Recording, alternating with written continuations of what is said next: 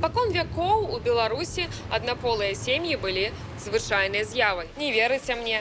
Зараз дакажу. У Беларусі заўжды было немало войнаў. І, на жаль, шмат мужчын з них так і не павярталіся дадому. Таму дзеці выхоўваліся жанчынамі, маці, бабулямі ды прабабулямі. У цяперашнія ж часы сітуацыя з выхаваннем дзяцей выключна жанчынамі нікуды не падзелася, бо прыкладна 58% разводаў у Беларусі прыходзіцца на сем'і з дзецьмі. І вельмі часта пасля развода дзіцёнка таксама выхоўваюць ягоныя маці ды бабуля. У такой сям'і выхаваннем дзяцей ды агульным бытам фактычна займаюцца два чалавекі аднаго пола.